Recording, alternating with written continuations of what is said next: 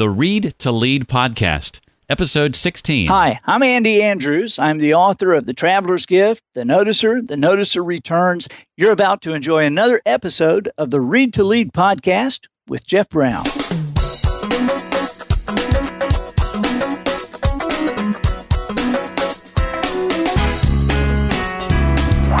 Why step in front expecting the audience to give you something when real communication it happens when you give them something? Welcome to the Read to Lead podcast with Jeff Brown. Jeff believes that if you desire to achieve true success in business and in life, then consistent and intentional reading is a must. The Read to Lead podcast will not only help you narrow this ever-important reading list, but also bring you key insights and valuable feedback from some of today's most successful and inspiring authors. And now, here's Jeff. Thank you so much for taking time out of your busy schedule to check out the Read to Lead podcast. I am Jeff, and this is the podcast dedicated to the importance of reading and the role that it plays in your success in business and in life. Now, each week we sit down with another successful and inspiring author, and we talk about not only their latest book, but also topics like leadership, personal development, career, business, entrepreneurship, marketing, and a lot more. Now, in this episode, we chat with Ken Davis, founder of Dynamic Communicators International and author of Secrets of Dynamic Communication. Today, Ken will help us understand how to prepare a speech with laser-like focus, capture and hold the attention of any audience, banish your fear of public speaking, and making your presentation unforgettable. Those are just some of the things we'll learn today in our conversation with Ken Davis. But first, this episode is brought to you by Brown Nose Media. They specialize in websites and mobile apps, specifically for small to medium-sized businesses. For just $99 a month and a one-time setup and design fee of just $12.99, Brown Nose Media can build a mobile app for your business. In fact, when you mention the Read to Lead podcast, Brown Nose Media will give you $200 off that setup and design fee. So it's just $10.99 and $99 a month. To find out more, you can visit Brown Nose Media online at brownnosemedia.com. That's Brown, K-N-O-W-S, media.com. Ken Davis is a best-selling author and sought-after speaker. As founder of Dynamic Communicators International, he teaches speaking skills to corporate executives, teachers, ministry professionals, and people who simply wish to become better communicators. Ken's daily radio show, Lighten Up, is heard on more than 1,500 stations in the U.S. and around the world. And he is author of the newly revised and updated Secrets of Dynamic Communication. Prepare with focus, deliver with clarity, speak with power. And he is our guest today. Ken, welcome to the Read to Lead podcast. Thank you. It's a pleasure to be talking with you today. Well, first off, I think it's important to point out that the SCORE method that serves as the framework for your new book has applications beyond just public speaking. We're going to talk predominantly about public speaking today, but what are some other ways your method is being utilized? Well, the SCORE method is a unique way to determine what it is you want to accomplish with your speaking. And so there's nothing tricky about it. It's not some kind of a trumped-up method. It is a way to determine what it is you want to accomplish and what steps you want to take to get there. Well, if you just think about that a second, that applies to almost every area in life. You know, my life plan, so to speak, has an ultimate goal. It has an ultimate end in mind. And then as I wake up every morning, I ask myself, what do I want to do today that will help me move closer to that goal? I think a lot of people in speaking have a tendency to just kind of start out and say a bunch of things. And I think a lot of people in living just kind of take each day as it comes, dodging whatever circumstances happen to come their way, rather than having a specific goal, a specific end in mind, and then planning along the way that the steps that you'll take, the decisions that you will make will lead you to that objective. And so that's how it works. Like I say, it's nothing fancy, but it teaches people to use whatever skills they have, whatever their delivery style is. We're not trying to change that. What we're trying to do is make sure that when they get done, something has happened And that just changes lives. Now, you argue that the most important ingredient in the preparation process is focus, and that if we don't set a focus for our presentation, unconscious objectives, you call it, will take over. And we've all heard those public talks for sure. Oh, my goodness, yeah. What are some examples of these vague, unconscious objectives that can suck the power from a speech? I hope they like me. And so you're constantly, studying the audience, and if you see someone that maybe doesn't like what you're saying, you switch up, or you design your talk so that they will like you. I'm not sure that's a specific goal, a good specific goal for a talk. The best talks, the best speeches, the best messages are designed so that the audience takes something away from it. They're designed to give rather than to get something from the audience. I hope they like me as someone who's standing up to get something from the audience. By the way, in regard to that, speaking is feared just right underneath death. I mean, in our culture, people fear public speaking right underneath death. And I think one of the reasons is their ultimate goal is, what are people going to think? I don't care anymore. If you speak instead to give people something, they will secondarily think that's one of the greatest talks that they've ever heard, if they benefit from it. And many of the people who have come through, we have taught not to let that unconscious goal of I hope they like me come in, or I hope I do well, and instead just stand up there to deliver something that will benefit people's lives. It changes everything. Another one is, I've got a half hour to fill. Well, hello, just send me an audio tape. Send me what are those called now? 3 GMs or 3 PMs or PMG3 or whatever it is. Send me something I can listen to. By the way, your listeners will quickly discover I have ADHD and am slightly dyslexic. So, okay. But just send me one of those. Forget about coming down here. Forget about us paying the expense. And a lot of people say, well, I don't do that. And yet, when they're preparing a speech, number one on their mind is, will this fill the time? Is this? I don't care. If I stop 15 minutes early and people rush out the door to take some action that'll change their lives, I've succeeded. There's no success in going 30 minutes. And rarely do you ever find people criticizing a speech when it was too short. You hinted at this a moment ago. For a lot of people, the idea of getting up in front of a room full of people and talking about anything is terrifying. I know for me personally, I've spent 25 plus years in radio and thought nothing of sitting behind a microphone and talking to thousands of people I couldn't see, or being in a stadium filled with people whose faces I can't see because of the bright lights, and I'm just there to warm them up or introduce them to who they are there to see. That's never been a big deal. But put me in a room full of 25 people or 125 people whose faces I can see, and it's a completely different situation for me. What is your advice to people who are paralyzed by the thought of public speaking beyond just these unconscious objectives that we tend to fall into? Well, I want to lean back on this one, because that's where most fear comes from. I want to lean back on this one. It's not about them liking you. If you step to the front going, I got something to give these people. I remember, here's my greatest fear. And I remember how I almost accidentally dealt with it, and it taught me a lesson the rest of my life. I don't care. I've spoken to as many as 85,000 people at one time in a football stadium. And I had no fear. I had only an anxiousness to get started, because I know what I can do with that size of a crowd. But one time I was put in an auditorium in the bottom of the Nashville Convention Center that would seat 1,200, and only 12 people had showed up because of poor promotion on the part of the promoters of this event. So 12 people were sitting there for a breakout that was supposed to last an hour, and the person that came on to do the talk before me bailed. She did about 2.5 minutes, maybe 5 minutes, and then she was gone. Oh boy! And I was sitting there going, what in the world am I going to do? And then it hit me. I'm not here to impress these people. This is going to be hard. As a comedian, 5 people in a room where there's supposed to be, or 12 people in a room where there's supposed to be thousands, is a dark. It's like a dark cloud coming over a beach on a sunny day.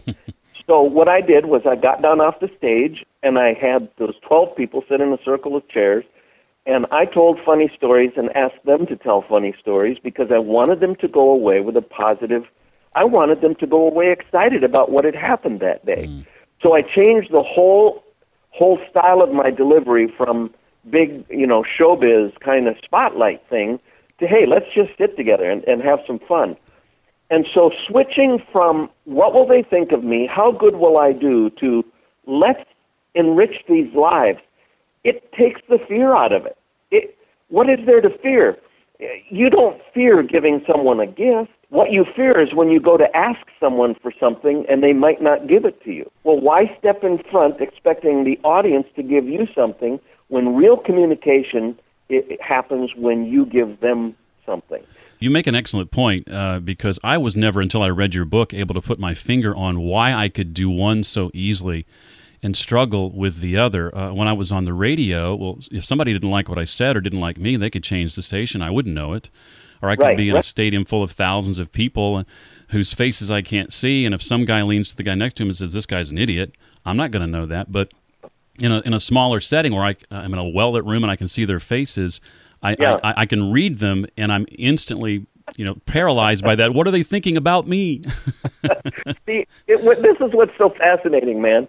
That's the fear I have behind a microphone in a radio station.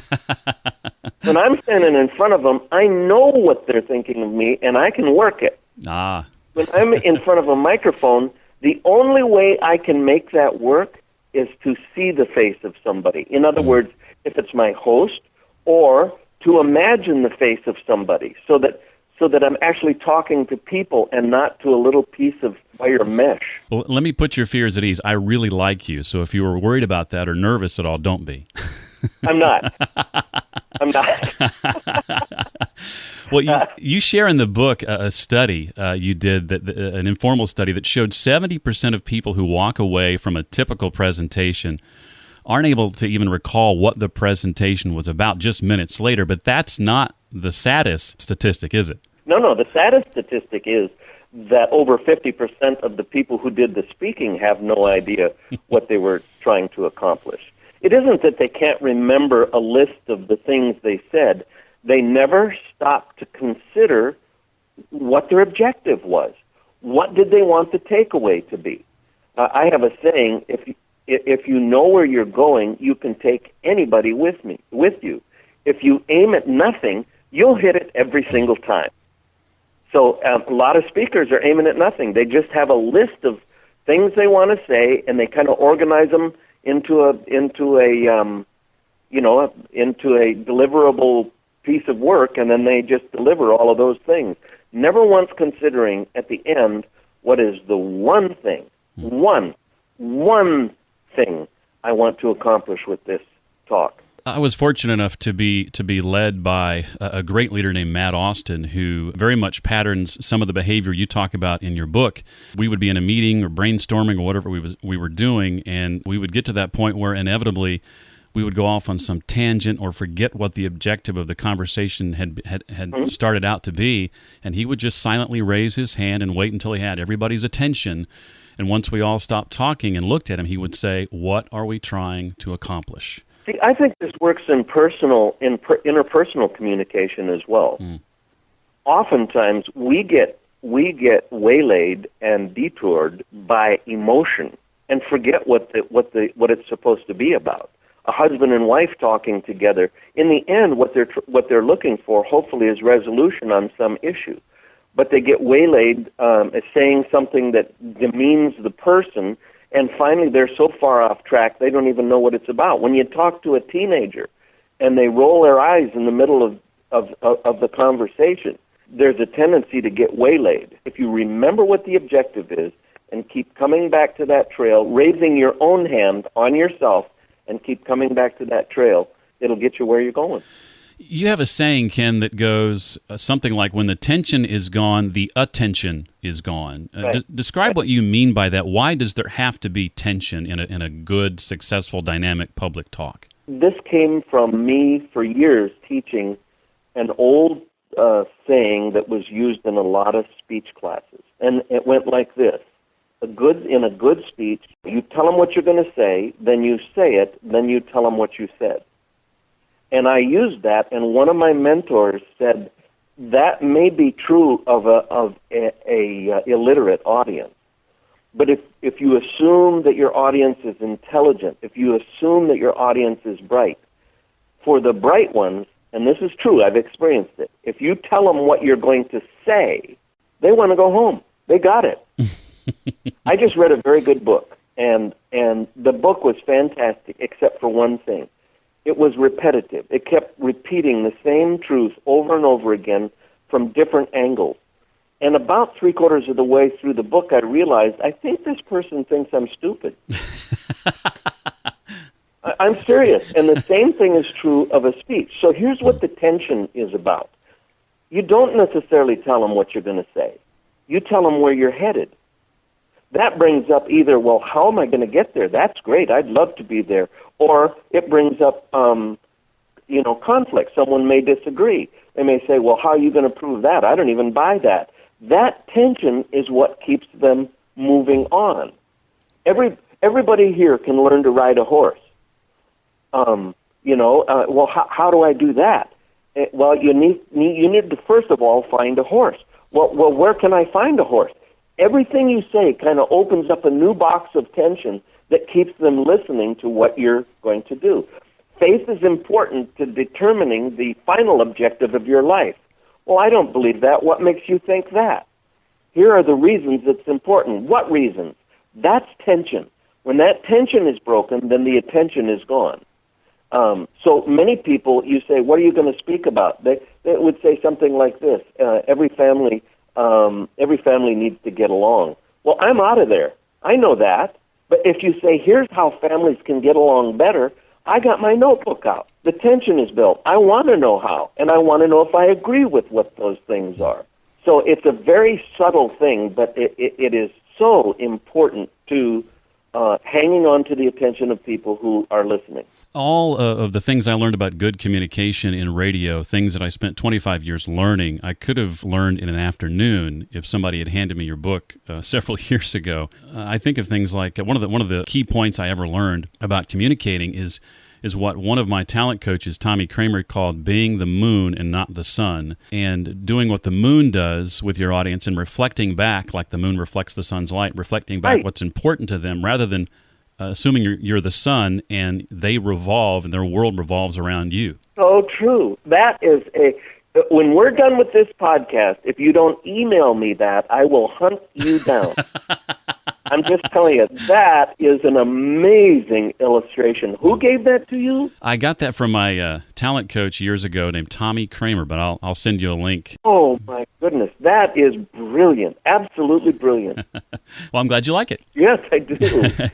Well, I thought it would be good to take some time, Ken, and run through how the SCORE method differs from the traditional method of preparing for a public talk. I heard you do this on Cliff Ravenscraft's podcast, the podcast Answer Man. Would you mind going through that for us? No, I don't mind at all. If your listeners have a piece of paper, if you don't have one, grab one or write on somebody's head or something. Draw a line down the middle of that space, whatever that space is. On the left-hand side, just write traditional. And this is what traditional looks like. Number one, you study or research. And this is very, very important. Most people who speak on a subject don't know what they're talking about. Not because they're stupid people, it's just because they haven't spent enough time researching it, looking at the options, looking at what some of the people who may disagree with what they're saying write and read and say. Really do your research. I find that the most fun part of putting a speech together. That is a time, by the way, when there are no blocks. You don't say, I would love to do this in my talk, but I would. There are no blocks. You let your mind freely flow here. Then the second, in the traditional, the second step is to, list all the things you want to say. Just list them all.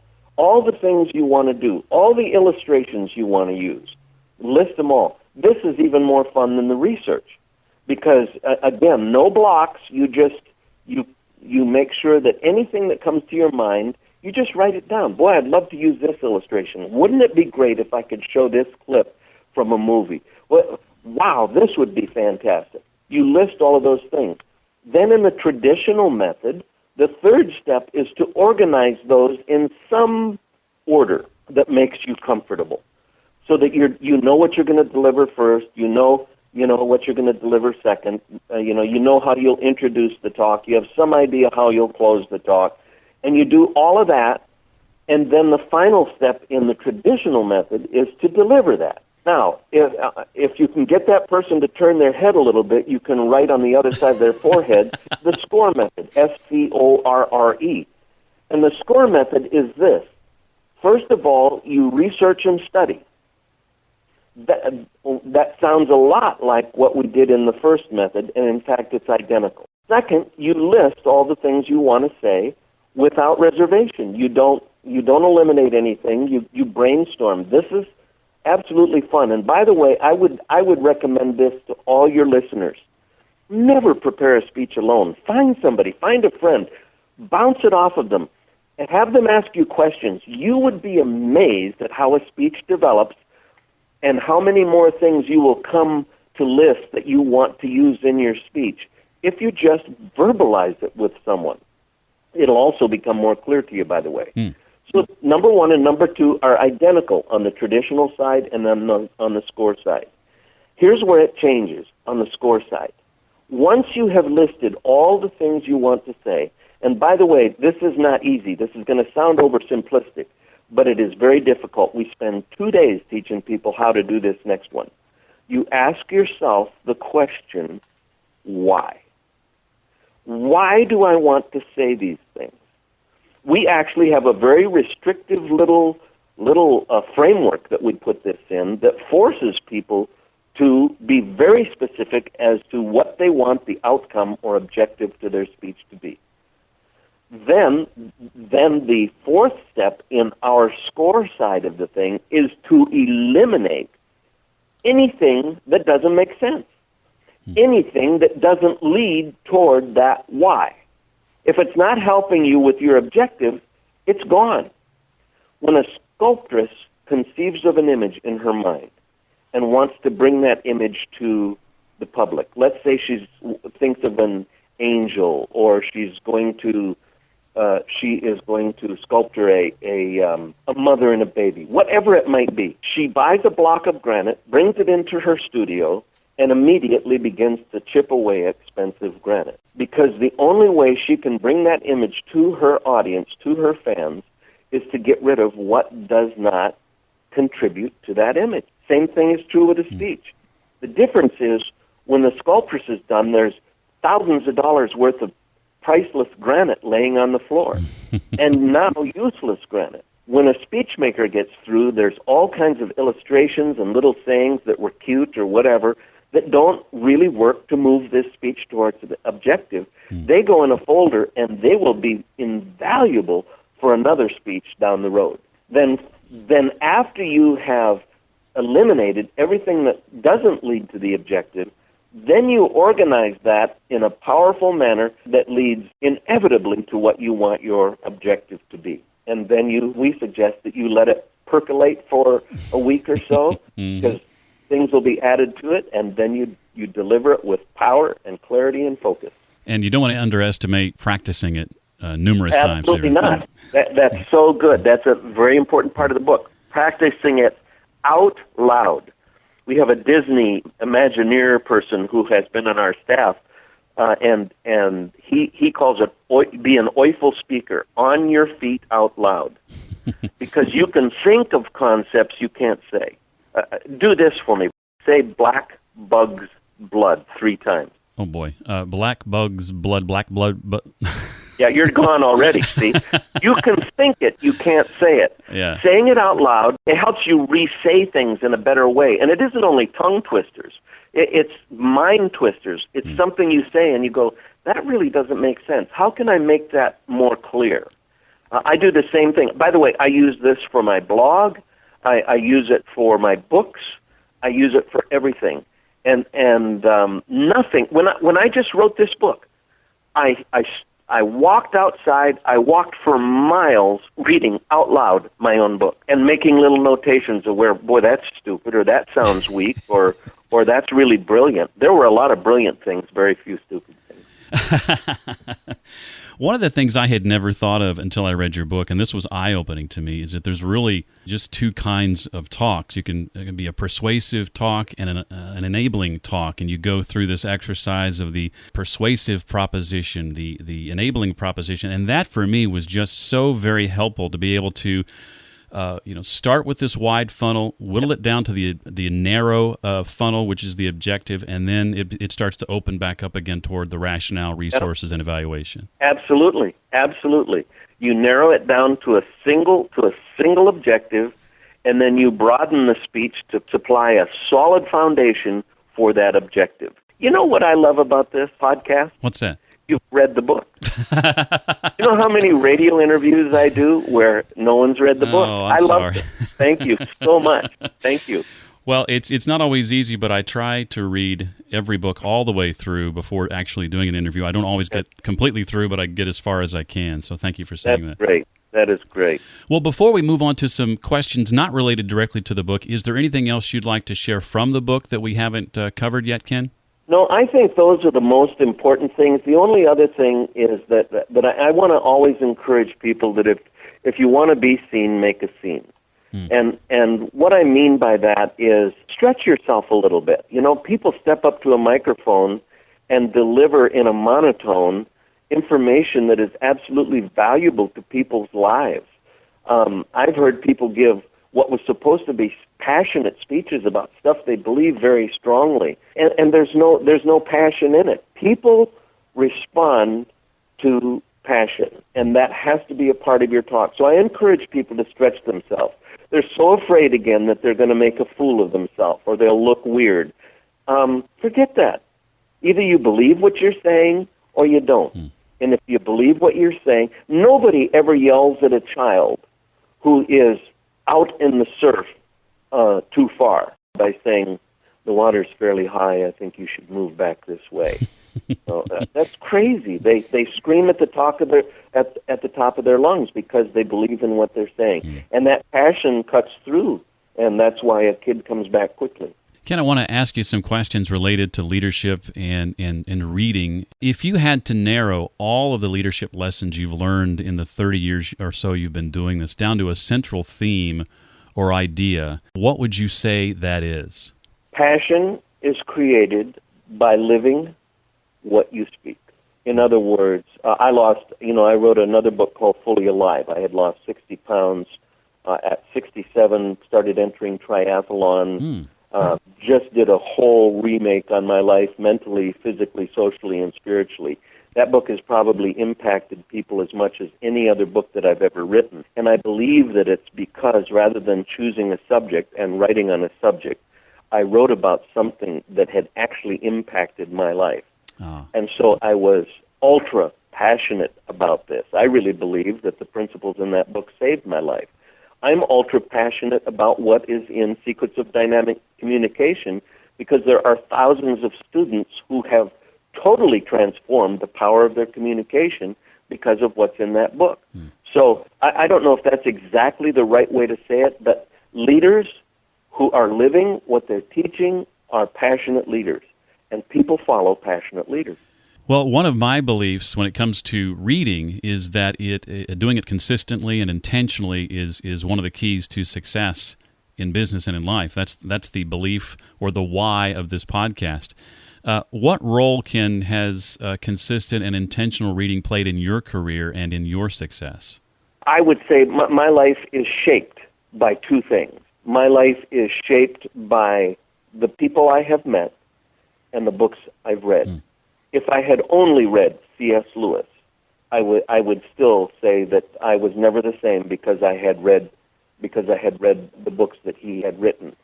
I believe that it's absolutely essential. Otherwise, think of this: your brain minus input is just a blob. It's just and it runs out of whatever you learned in high school or college quickly. I believe you need to read not only what you agree with, but you need to read the opposition. You need to find places where the opposition is strong. You need to not only enhance your own position or build a false scarecrow or whatever you call it to be beat down, but you also need to look at what other people are saying about what you believe and from the opposite point of view. It's absolutely essential for a leader. There's a 100-year-old book written by a guy by the name of James Jowett, 100 years old. It is the best book on speaking I've ever seen. And it was written by a guy who taught preaching at Yale, I believe it's Yale University, James H. Jowett. The book is out of print, but you can get it. And if you just look up Jowett, you'll see his book on preaching. And if there's anything that's hard, it's speaking in terms of esoteric and spiritual matters and stuff like that. But this is the best book on speaking of any kind, even though it was written for preachers, that I have ever seen in my life. So in your life, there are people who come into your life and say things and speak into you, encouragement or whatever it might be. I think in my book I talk about a teacher who was ready to expel me and instead made me go out for speech. A life change, absolute life changer for me. Told me I had a gift and that I'd been using it to ruin her class, and that was going to change. And it did change. I've made an unbelievable career as a result of just having her show me that confidence. So yes, read to lead. I believe I don't read enough. I'll be honest with you. I don't read enough. If you're too busy to read, you're too busy. Dan Miller was the first guest ever on our podcast. I know you know Dan, and something he said that stuck with me was, he said, if I ever stop learning, just dig a hole and push me in because I'm of no use to anybody. Wow. That is also brilliant. But that's brilliant too. You need to send me that one too if you value your life. I will do it as soon as we get done. Before we wrap up, Ken, remind us where we can find you online, website, Twitter. Let us know about the various conferences that you've developed and are involved in. Yes, the best place to find everything about this is on our website, kendavis.com, where you will see my blog, which has a lot of humor and a lot of personal information as well. And if you look over in the right-hand column, or if you have an iPhone and scroll all the way down to the bottom, you will find our conferences. The SCORE Conference, a fine gentleman by the name of Michael Hyatt is my partner in these conferences, and the SCORE Conference, of course, is the speaking conference, teaches you to hone your skills in speaking. We have a platform conference using social media to build a platform where you can be heard in a noisy world. That's coming up, and if you just click on that, it'll give you all of the information, where it is, what it costs, what you will learn.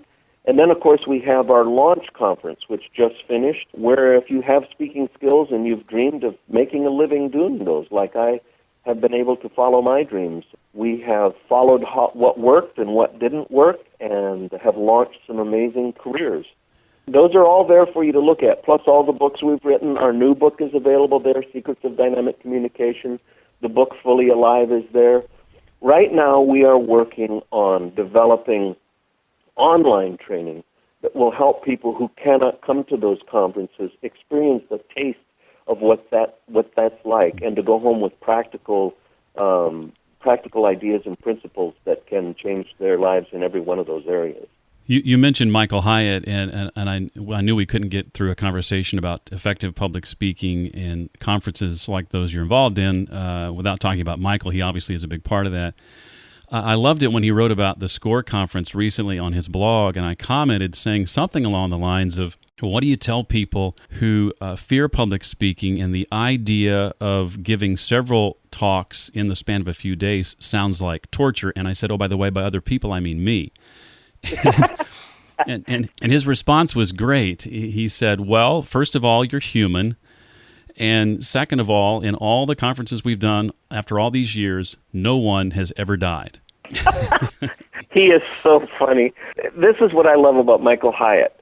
Michael Hyatt is almost a 180-degree exact opposite of me.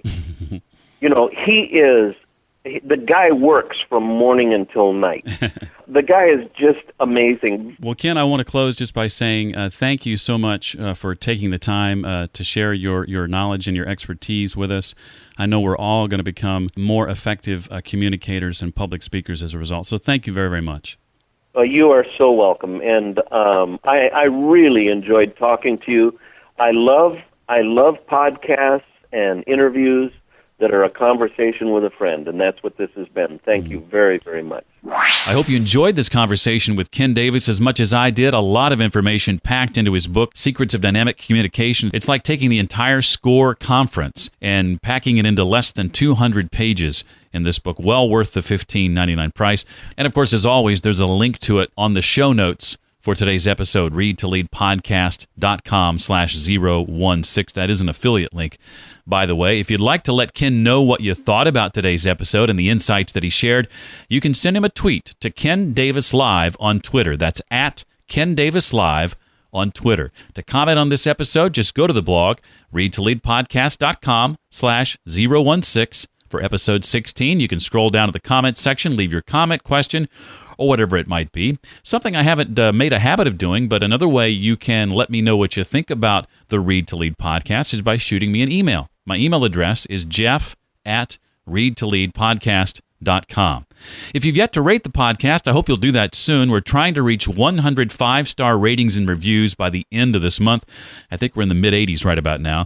This actually helps keep the podcast visible and findable by new people. If you give it a 5-star rating and leave a review so I know who you are, I'll be sure and mention you by name in an upcoming episode as a small way to say thanks.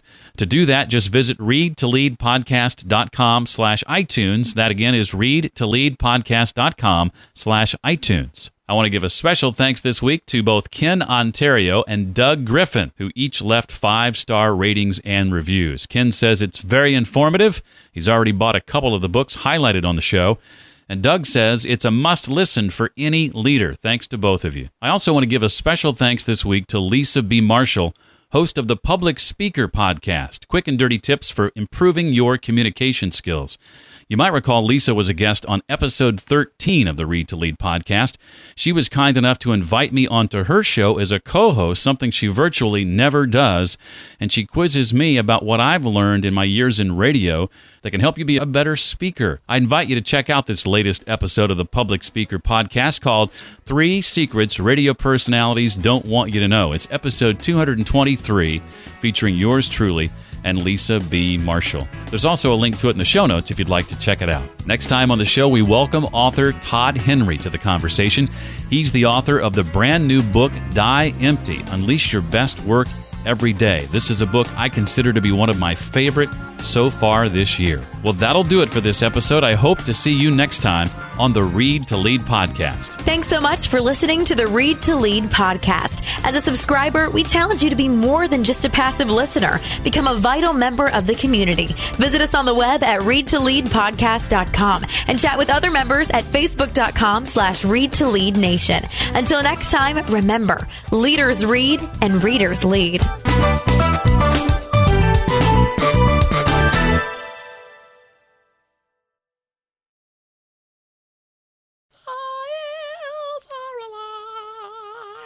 Sound of music, with song they have sung for 1,000 years.